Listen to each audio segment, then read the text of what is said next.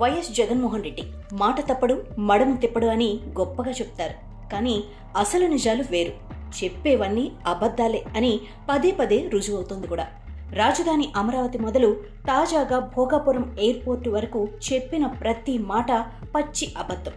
ప్రతిపక్ష నేతగా ఉన్నప్పుడు అమరావతిని రాజధానిగా ఒప్పుకొని తర్వాత 3 రాజధానులంటూ విచిత్రమైన 3 ముక్కలాట ఆడారు. తాజాగా భోగాపురం విమానాశ్రయం పైన కూడా ఇదే మాదిరిగా ఉన్నాయి జగన్ బోకు మాటలు. రికార్డు సమయంలో భోగాపురం విమానాశ్రయం పూర్తి చేసింది కూటమి ప్రభుత్వం. భోగాపురం విమానాశ్రయం రన్వే పైన తొలి విమానం ట్రయల్ రన్ విజయవంతంగా పూర్తి చేసింది కూడా. అయితే ఇదంతా తమ వల్లే జరిగిందని ఇప్పుడు జగన్ సహా వైసీపీ బ్యాచ్ తెగ గగ్గోలు పెడుతోంది. జగన్ అనుమతులు ఇవ్వటం వల్లే విమానాశ్రయం అందుబాటులోకి వచ్చిందని గొప్పలు చెప్పుకుంటున్నారు. అయితే భోగాపురం పైన జగన్ బోకు మాటలను ఇప్పుడు చూద్దాం. ఆంధ్రప్రదేశ్ రాష్ట్రానికి అంతర్జాతీయ గ్రీన్ ఫీల్డ్ విమానాశ్రయం ఉండాలని 2015లో అప్పటి సీఎంగా ఉన్న చంద్రబాబు భావించి విమానాశ్రయం నిర్మాణానికి అడుగులు వేశారు. దీంతో వెంటనే రంగంలోకి దిగిన నాటి ప్రతిపక్ష నేత జగన్ 2015 ఏప్రిల్ 22న విజయనగరం జిల్లాలో పర్యటించారు. ఎయిర్పోర్టు వల్ల రైతుల ఉపాధి పోతుంది, అక్కడ 15,000 ఎకరాలు కొట్టేయటానికి టీడీపీ ప్రయత్నం చేస్తోంది, కోర్టుకు పోయైనా సరే ఆపేస్తాం అంటూ రెచ్చగొట్టే వ్యాఖ్యలు చేశారు. ఆ తర్వాత 2015 అక్టోబర్ 5న మరోసారి రావివలసలో ధర్నా చేశారు.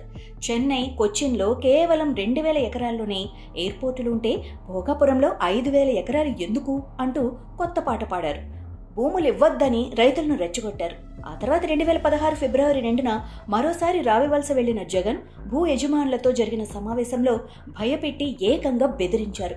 ప్రభుత్వం మిమ్మల్ని దోచుకుంటుంది, మేము అధికారంలోకి వచ్చిన వెంటనే ఎయిర్పోర్ట్ ఆపేస్తాం, మీ భూములను బలవంతంగా లాక్కుంటున్నారు అంటూ రైతులను మరింత రెచ్చగొట్టారు. ఇక 2018 అక్టోబర్ 3 ప్రజా సంకల్ప యాత్ర పేరుతో చేసిన పాదయాత్రలో టీడీపీ నాయకులు రియల్ ఎస్టేట్ దందా కోసమే ఈ ఎయిర్పోర్టు కడుతున్నారు, టీడీపీ ఎంపీకి అక్కడ 350 ఎకరాలున్నాయి అని తప్పుడు ప్రచారం చేశారు. అలాగే ఆర్టీసీ బస్సు కూడా రాని ఈ ఊరికి ఎయిర్పోర్ట్ ఎందుకు అంటూ వ్యాఖ్యానించారు. నిజానికి 2019 ఫిబ్రవరిలో చంద్రబాబు నాయుడు ఈ ప్రాజెక్టుకు శంకుస్థాపన చేశారు. ఆ సమయానికి 2,502 ఎకరాల భూములను మాత్రమే రాష్ట్ర ప్రభుత్వం సేకరించింది. కానీ జగన్ మాత్రం పదే పదే ఒకటే అబద్ధం చెప్పారు. ఎయిర్పోర్టు కోసం 5,000 ఎకరాలు తీసుకుంటున్నారు అని తప్పుడు ప్రచారం చేశారు.